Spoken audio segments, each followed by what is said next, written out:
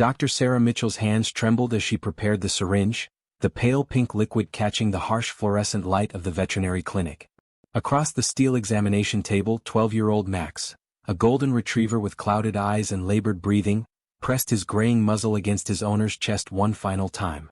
David Chen's tears fell silently onto his dog's fur as he whispered broken words of love and gratitude. "I'm so sorry, boy. I'm so sorry it has to end like this." Sarah had performed this procedure hundreds of times, but something felt wrong. Max's breathing was shallow, yes, but his pulse was stronger than expected for a dog supposedly dying of liver failure. She'd reviewed his blood work 3 times that morning, studied the x-rays until her eyes burned, yet the numbers didn't align with what she saw before her. "Mr. Chen, I need to ask you something," Sarah said, her voice cutting through the quiet grief filling the small room. "When did Max's symptoms start?" David's grip tightened around his dog's neck. 3 weeks ago. He stopped eating, couldn't keep water down. Dr. Harrison said it was liver failure, that there was nothing more anyone could do. Dr. Harrison. Sarah's jaw clenched at the mention of her former partner, the man who'd sold his half of the practice to her 6 months ago under mysterious circumstances. The same man who'd been treating Max since he was a puppy. Did Dr. Harrison run the blood work himself? Of course. He said the numbers were terrible, that Max was suffering. David's voice cracked. "Please, Dr. Mitchell. I can't watch him suffer anymore." Sarah's instinct screamed danger. In 15 years of veterinary practice, she developed a sixth sense for medical inconsistencies, and everything about this case felt fabricated. Max's eyes, though tired, held alertness that contradicted terminal illness. His coat, while dull, showed none of the jaundice typical of liver failure. Most telling of all, when she gently pressed his abdomen earlier, Max had shown no signs of the fluid buildup that should accompany end-stage organ failure. "Mr. Chen, I need 5 more minutes. Something doesn't add up." "What are you talking about?" David's face flushed with anger and confusion. Dr. Harrison explained everything. "Max is dying. The kindest thing we can do is let him go peacefully." Sarah set down the syringe and reached for Max's file again. Her eyes scanned the test results with renewed focus, and her blood ran cold. The lab stamps were wrong, the dates didn't match the clinic's records. Someone had falsified these results. "Mr. Chen, these blood tests weren't run last week. They're dated from 3 months ago, and they're not even Max's." David stared at her, his face cycling through disbelief, confusion, and dawning horror. "That's impossible. Dr. Harrison wouldn't. Stay right here." Sarah's voice carried an authority that stopped David's protest. She rushed to her computer and pulled up the lab's online portal, her fingers flying across the keyboard. When Max's real results appeared on screen, her worst fears were confirmed. Max wasn't dying. His blood work was completely normal for a dog his age. Someone had been slowly poisoning him. The clinic door chimed, and Sarah's stomach dropped as she heard familiar footsteps in the hallway.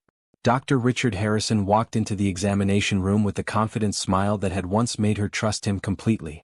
"Sarah, I wasn't expecting to see you here on a Saturday. I told Mr. Chen I'd handle Max's final appointment myself." The pieces fell into place with sickening clarity. Harrison's sudden departure from the practice, his insistence on maintaining relationships with certain longtime clients, his access to the lab database, and his knowledge of which cases Sarah would personally oversee. "Richard, we need to talk." Sarah's voice was steady, but her heart hammered against her ribs. "Of course, but let's take care of Max first. Mr. Chen has been through enough." Harrison reached for the syringe Sarah had set aside, his movements casual and practiced. Sarah stepped between him and the examination table. "Max isn't dying, Richard. His real blood work is perfect. Someone's been poisoning him with small doses of antifreeze." The mask slipped from Harrison's face for just a moment, revealing something cold and calculating underneath. David gasped, pulling Max protectively against his chest. "That's quite an accusation, Sarah.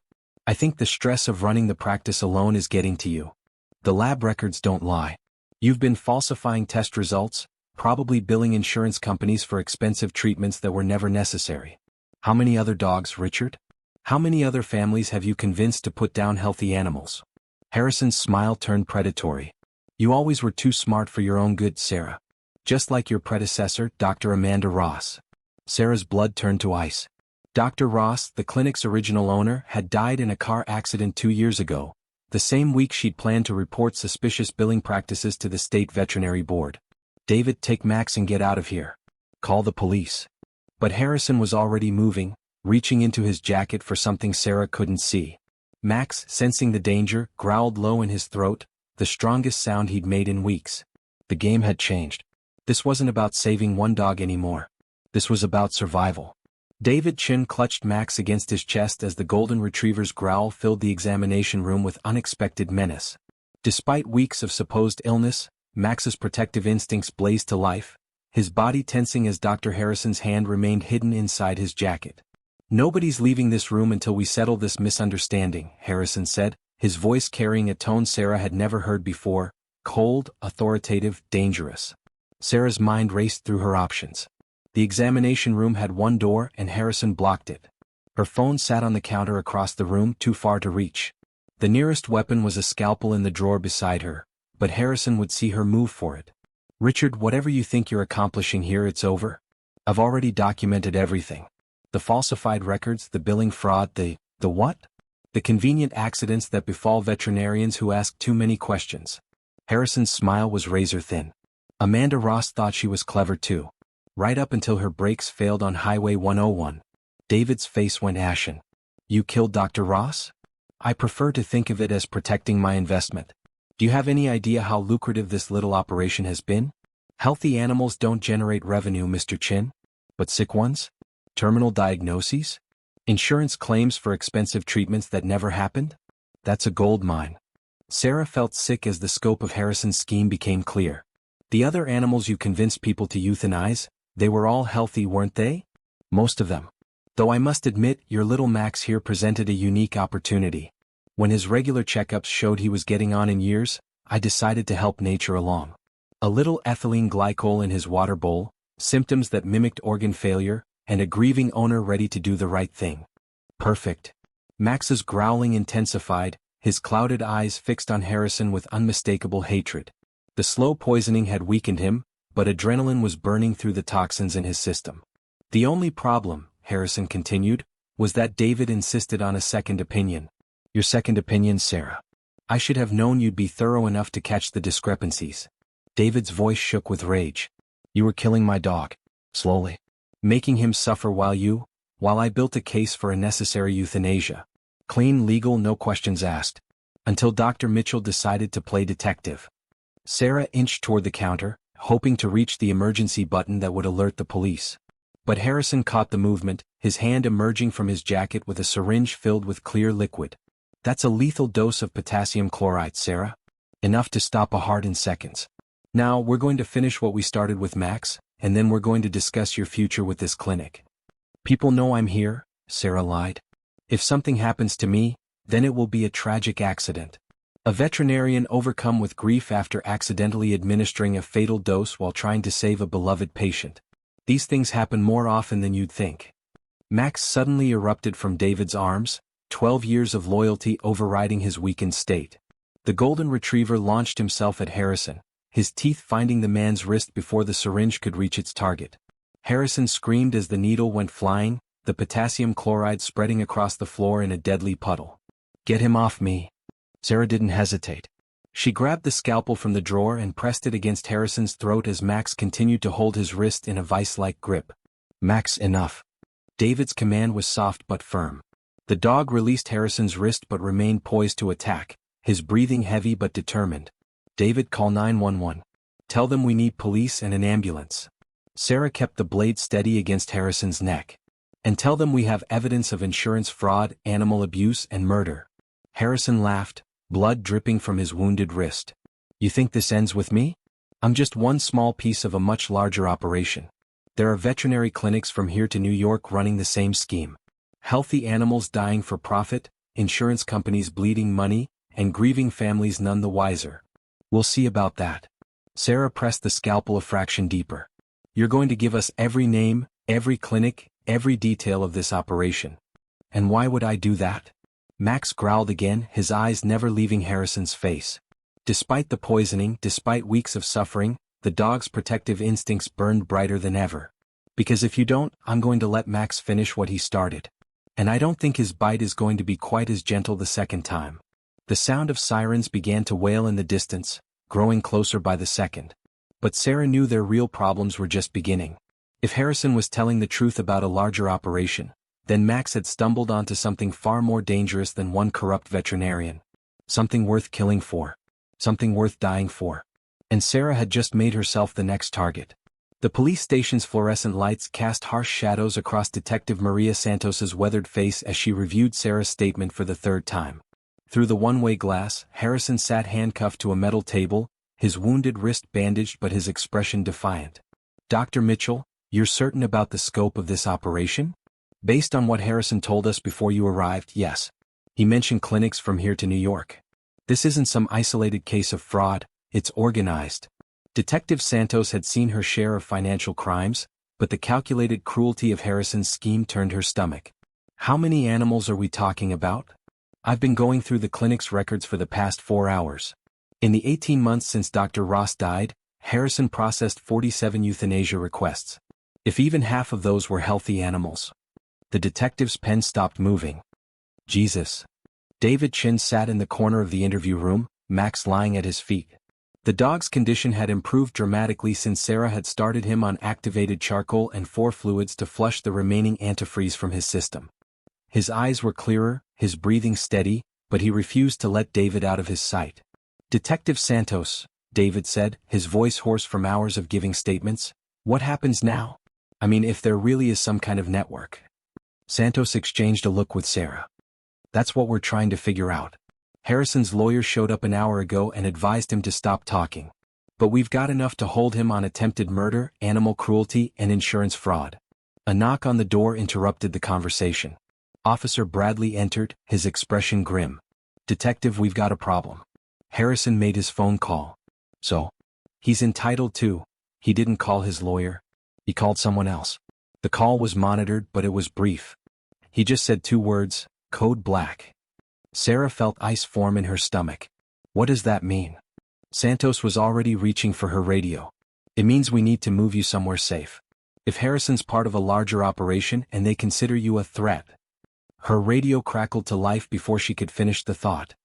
"All units, we have reports of a break-in at the Peaceful Paws Veterinary Clinic. Silent alarm was triggered 15 minutes ago." Sarah jumped to her feet. "That's my clinic. All the evidence is there. The computer files, the falsified records, everything that proves what Harrison was doing." "Was being the operative phrase," Santos said grimly. "Bradley, get Dr. Mitchell and Mr. Chen into protective custody. Now." "What about Max?" David asked, scooping the golden retriever into his arms. "The dog comes too.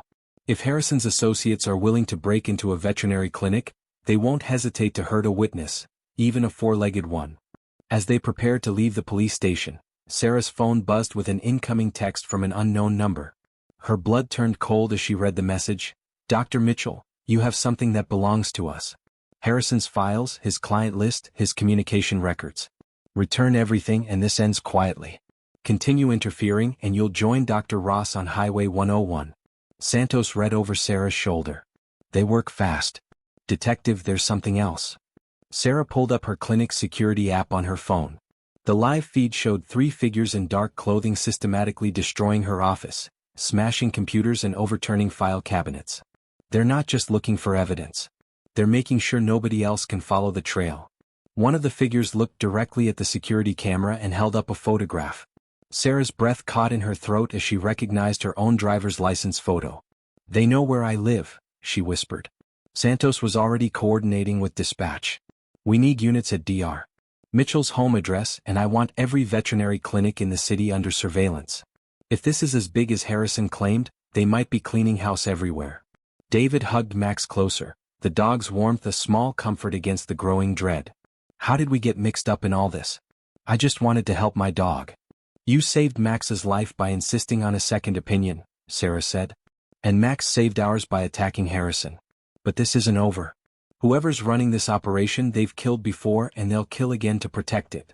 Her phone buzzed again. This time, the message contained a single address and a time. "Warehouse District, Pier 47, midnight. Come alone or everyone you care about pays the price." Santos snatched the phone. "Absolutely not. We're not playing by their rules." "Then what do you suggest?" "They have my home address, they probably know where David lives, and they've demonstrated they're willing to commit murder to protect their operation. We set a trap." Sarah stared at the detective. "You want to use me as bait?" I want to end this before it spreads any further. But you're right about one thing, they're not going to stop with threats. People like this, they escalate until someone stops them permanently. Max lifted his head from David's chest and looked directly at Sarah, his dark eyes holding an intelligence that seemed almost human. After weeks of poisoning, after being brought to the brink of death, the dog had found the strength to fight when it mattered most. Now Sarah had to find that same strength. What did you have in mind? The fog rolled off San Francisco Bay like a living thing, swallowing the warehouse district in gray silence as midnight approached. Sarah crouched behind a shipping container 50 yards from Pier 47, her heart hammering against her ribs as Detective Santos's voice crackled through the earpiece hidden beneath her hair. 2 vehicles just pulled up to the warehouse. 4 individuals, all armed. Remember, Dr. Mitchell? You go in, get them talking, and we'll move when you give the signal. Sarah touched the small recording device taped to her chest. Around her, positioned throughout the maze of containers and loading equipment, a dozen police officers waited for her word. But she knew that one wrong move, one suspicious gesture, and this would end badly for everyone. Dr. Mitchell? David's voice came through a second channel. Against Santos's protests, he'd insisted on being part of the operation. He and Max were positioned in an unmarked van 3 blocks away, serving as backup communication. Max wants you to know he's rooting for you. Despite everything, Sarah smiled. The golden retriever had become an unlikely symbol of hope over the past 18 hours, his recovery serving as proof that even the most desperate situations could be reversed with the right intervention. Tell him I'll see him soon. She emerged from behind the container and walked toward the warehouse, her footsteps echoing off the concrete. The building's main door stood open, spilling yellow light into the fog. As she approached, 2 figures stepped out to meet her. The woman was in her 50s, professionally dressed despite the late hour, with steel-gray hair and cold eyes that reminded Sarah of a shark. The man beside her was younger, heavy-set, with hands that looked more accustomed to violence than medicine. Dr. Sarah Mitchell. I'm Margaret Voss and this is my associate, Mr. Torres. We have much to discuss. You're the one running this operation. I prefer to think of myself as a facilitator. The veterinary industry generates billions of dollars annually, Dr. Mitchell. Pet insurance, emergency procedures, end-of-life care, it's a market ripe for optimization. Sarah forced herself to remain calm as they entered the warehouse. Inside, she counted at least 6 more people, some in business attire, others looking like hired muscle. A series of tables held laptops, phones, and what appeared to be medical equipment. How many clinics are involved? Currently, we have partnerships with 43 veterinary practices across 12 states. Dr. Harrison's operation was one of our most successful, generating over $2 million in fraudulent claims last year alone. The scope of it was staggering. Sarah touched her recording device discreetly, making sure it was still functioning. And Dr. Ross? She found out what you were doing. Margaret's expression didn't change. Dr. Ross suffered from an unfortunate inability to see the bigger picture. She threatened to involve regulatory authorities, which would have disrupted our entire network. Mr. Torres handled the situation. Torres smiled, revealing teeth that had seen better days. Brake lines are surprisingly easy to access if you know what you're doing. Sarah's stomach churned, but she kept her voice steady. What makes you think I won't do the same thing? Report you to the authorities? Because you're going to join us, Dr. Mitchell. Your clinic is perfectly positioned, you have an excellent reputation, and your skills would be valuable to our organization. Margaret gestured to one of the laptops. We've prepared a very generous offer. And if I refuse? Then you'll join Dr. Ross. Along with Mr. Chen and his remarkable dog. Max, isn't it? Such a resilient animal. It would be a shame if something happened to him after he's fought so hard to recover. Sarah's blood boiled, but she forced herself to play along. What exactly would my role be? Simple. You identify healthy animals whose owners have comprehensive insurance coverage. We provide you with falsified test results showing terminal diagnoses. The animals are euthanized, the insurance claims are filed, and everyone profits. Except the animals. And their families. Margaret shrugged. Acceptable losses in a larger economic equation. The pet insurance industry expects a certain percentage of claims. We simply ensure those expectations are met. One of the laptops chimed with an incoming message. Torres glanced at the screen and frowned. Margaret, we have a problem. Police units are surrounding the building. Sarah's heart leaped, but she kept her expression neutral. I don't know what you're talking about. Of course you don't. Margaret's voice turned ice cold. Mr. Torres, Would you please search Dr. Mitchell for recording devices? This was it. Sarah touched her earpiece and spoke the code phrase Santos had given her. The patient needs immediate attention. The warehouse erupted in chaos. Spotlights blazed to life outside as police vehicles roared into position. Officers poured through entrances Sarah hadn't even noticed, their voices shouting commands that echoed off the concrete walls. Torres reached for a gun, but Sarah was already moving. Her 15 years of handling frightened animals had taught her to read body language and react instantly. She grabbed a metal clipboard from the nearest table and swung it at Torres's wrist, sending his weapon skittering across the floor. Get down. Everyone get down. Margaret tried to run for a back exit, but Detective Santos appeared with 2 officers, their weapons drawn. Margaret Voss, you're under arrest for conspiracy to commit fraud, animal cruelty, and murder. The gunfight Sarah had feared never materialized. Faced with overwhelming force, the warehouse occupants surrendered one by one. Within minutes, the operation that had killed dozens of healthy animals and at least 1 veterinarian was over. Santos approached Sarah as paramedics checked her for injuries. You okay? I'm fine. Did you get everything recorded? Every word. Between Harrison's testimony and what we captured tonight, we should be able to shut down their entire network.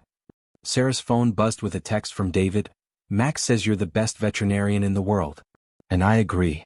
She looked around the warehouse at the equipment and records that represented so much suffering, so many families who'd been manipulated into losing beloved pets. But it was over now. Max would go home with David. Other animals would be spared. Dr. Ross would finally have justice. The fog was already beginning to lift as dawn approached. 3 months later, Sarah stood in the renovated lobby of Peaceful Paws Veterinary Clinic, watching as David Chin guided Max through a series of physical therapy exercises. The golden retriever moved with enthusiasm that would have seemed impossible during those dark days when he'd been slowly dying from antifreeze poisoning. His blood work came back perfect again, Sarah said, scratching behind Max's ears. Liver function, kidney function, everything. You'd never know what he went through. David's smile was radiant. Dogs are incredibly resilient. But then again, so are people.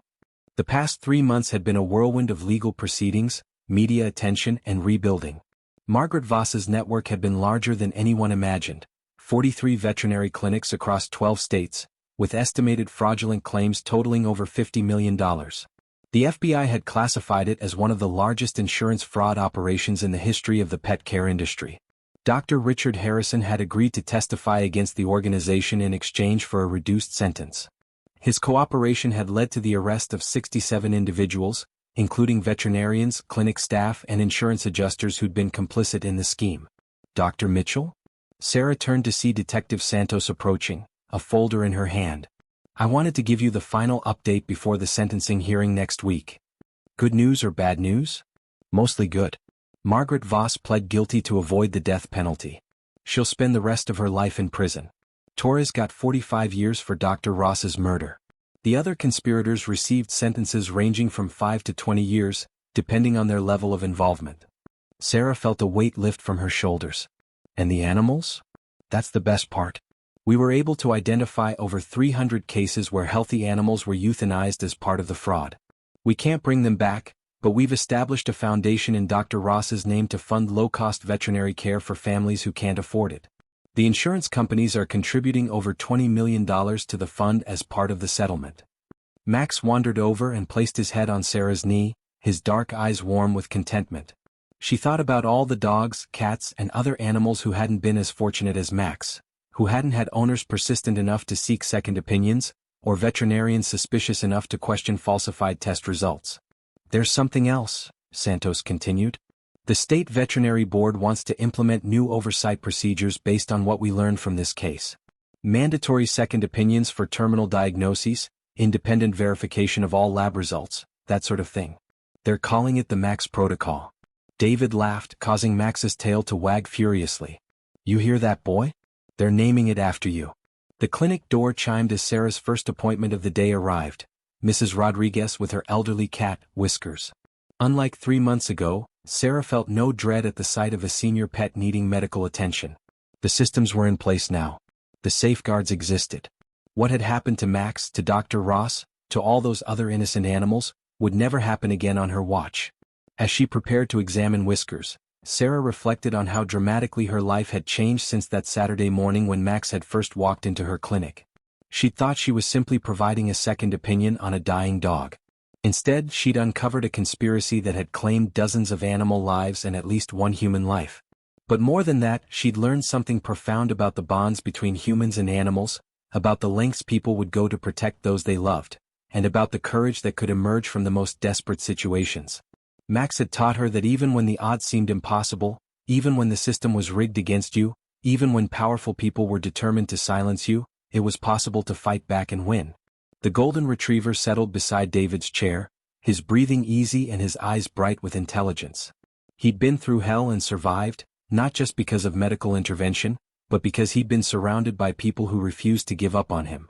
As Sarah began her examination of Whiskers, she noticed Max watching her intently, as if he understood that his story had changed everything, not just for him and David, but for countless other animals who would benefit from the stronger protections his ordeal had inspired.